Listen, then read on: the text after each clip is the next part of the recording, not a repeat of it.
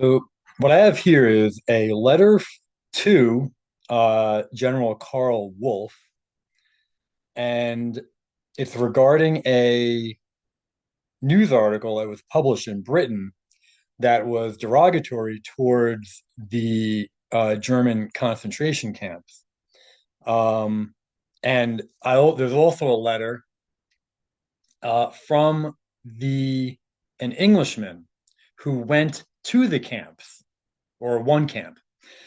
And so this letter here is talking about the English letter that was received from the Englishman that went to one of the camps.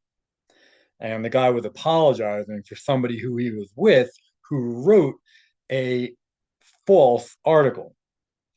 And then at the very end, there's also a news article from England. So this is from April 22nd, 1938. You can see it's to Gruppenführer Karl Wolf, and he was part of the SS. And then on top, it looks like it also maybe was sent to Reinhard Heydrich. And the letter says, as is well known, inflammatory articles appeared in the English and French press a few months ago concerning the visit to Sachsenhausen concentration camp by guests invited by the Reichsfuhrer, right, Himmler, to the meeting of the International Chamber of Commerce in Berlin. I enclosed the document sent to me with the letter there dated August 6, 1937, as well as a letter from the Secret State Police Office in Berlin dated November 15th, 1937. Regarding the latter letter, it should be noted that on the occasion of the invitation to the Anglo-German Society, the Reichsfuhrer himself invited the English shipowner, P. Maurice Hill, and he's the one who wrote the letter to the Germans that I'm going to read next. So, who is chairman of an association of English shipping companies and represented them at the aforementioned meeting, and left it to him to visit a labor service camp and the Sachsenhausen concentration camp and to bring along other guests of his choice. So the Germans didn't choose who to let into the camp. They literally let an Englishman choose who to bring into the camp. That's what it sounds like here. Hill did not report the guests requested individually, but rather listed them as such upon departure of the car or bus. As you know, Obersturmfuhrer Kurt Hans Hinrichen wrote to Mr. Hill in lengthy remarks based on a draft letter submitted to you, pointing out the unpleasant and unfair actions of some of his compatriots. Mr. Hill then received a reply dated April 6th, the translation of which I enclose with the request that you take note of it. Should the original letter with the English text or a further specific reply to Mr. Hill's letter be requested, I request appropriate instructions. So this is a translation of the letter to Kurt Hans Hinrichen from, I think it's Maurice Hill, right? I think it was Maurice Hill, right? Yeah, Maurice Hill, P. Maurice Hill. So he said, Dear Mr. Hinrichen, I must apologize for the delay in replying to your letter of February 28th, but it reached me just as I was leaving on a trip, and since my return, I have been more overwhelmed with work than usual. I was very pleased to hear from you again and acknowledge the open and friendly manner in which you wrote to me about the unfortunate incident. I was truly very disappointed to hear that a member of the British delegation to the International Chamber of Commerce Congress had so abused the hospitality extended to us by the Reichsfuhrer Himmler. I am, of course, particularly saddened by the incident, as I was the member of the delegation to whom this invitation was extended. I believed I had made it perfectly clear to my fellow delegation members that this was a private invitation and not a matter they could openly report in the press. I am all the more surprised at the abuse of hospitality on the part of Mr. Lawson Johnston because I believe he is the son of the chairman of the British delegation. I ask you to express my sincere regret to Reichsfuhrer Himmler about this incident. In view of the effect that a possible retraction of the misleading reprint of Mr. Lawson Johnston's article would have, I very much doubt whether it is still possible to do anything effective now. Had I been informed of this in time, something might have been done, but after this long interval, the newspaper in question hardly corresponds to the desire to publish a contrary article. Moreover, the opposite may possibly be achieved and caused to be renewed in criticism of the concentration camps. Moreover, I am not in a position to do it myself, as my official position in the shipping industry prevents me from writing in the general press. You will surely realize that it would be impossible if men in my position were free to do so. Well, I know it would be good if powerful men like this did. Continuing, on the other hand, I believe that you overestimate the success of an article. We in England do not take our newspapers very seriously and are aware of the elements whose propaganda appears in certain magazines. Nevertheless, there is undoubtedly a large growing public opinion that has recognized that National Socialism is a vital regenerative force and that it is certainly not our business to interfere in the internal organizations of other countries. Whatever the views of individual people may be, the realization is gaining ground that it is absolutely essential that an understanding be reached between Germany and England, and as soon as possible.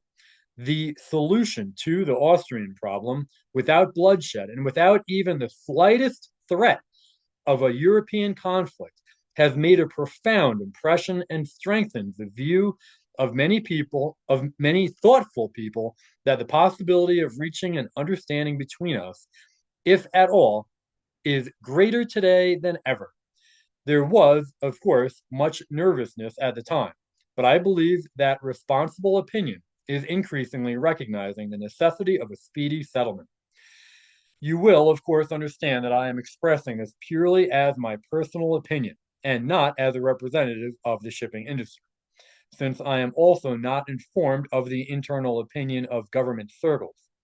Personally, however, I would like to emphasize once again how much I hope for close cooperation between our two countries in the near future. I am very glad that you corresponded with my daughter during her stay in Austria. She returned shortly before the Anschluss and very much regretted not having been in Vienna for the Führer's visit. So there, an English woman wanted to be in Vienna to see the Führer. She enjoyed her stay in Austria very much, especially in the mountains, and she continues to take a lively interest in the political events of Greater Germany. We fondly remember all your kindness and hope that another opportunity will soon arise for us to come to Germany and that we will then meet you again. Yours sincerely, Maurice Hill. And P.S. The enclosed article from the Evening Standard shows, I believe, that reason is gaining ground. And here is the article that Maurice Hill included to the Germans. And it says Britain has begun conversations with Germany parallel with those to be held with Italy. Why have they not been begun before?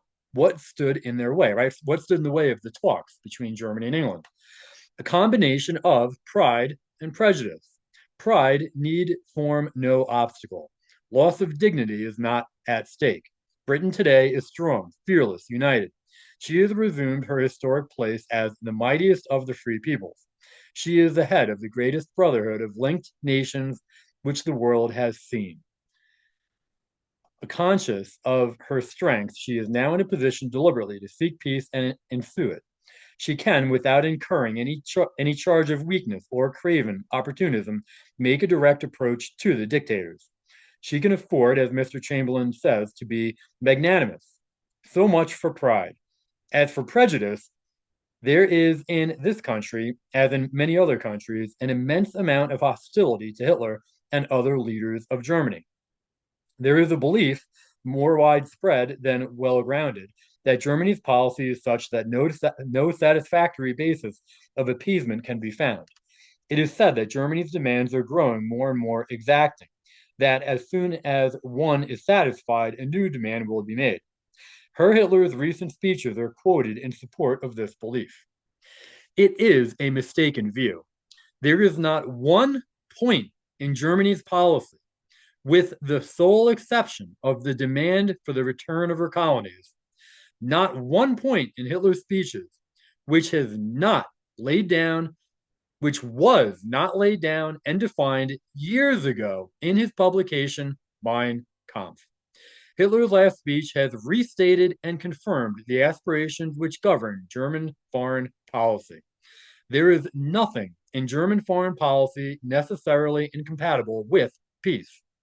Britain is full of snarling voices eager to condemn some point, real or imagined, in the way Germany handles her own domestic affairs. If it is not Germany, then it is Italy or Russia. Even France and the United States have not been immune from the strictures of these critics. These same voices have been loud in condemnation of the discussions taking place between ourselves and Italy for the renewal of friendly relations. Let us make it plain that they do not speak for the nation. We have no concern with the international administration of any other country. What we are concerned with is to maintain friendly international relations, leaving each country to run its own domestic business. In that way only can we hope to see peace in our time. There is nothing in the Prime Minister's character which better becomes him than his capacity for putting old prejudices and outworn shibboleth behind him and looking at each problem before him in unobstructed daylight. Let no obstacle be put in the way of the talks now begun. If they lead to lasting amity between the nations of Europe, Mr. Chamberlain and his government will earn and will receive the blessings not only of this generation, but of generations yet unborn. So, too bad they couldn't do it, or the English couldn't do it.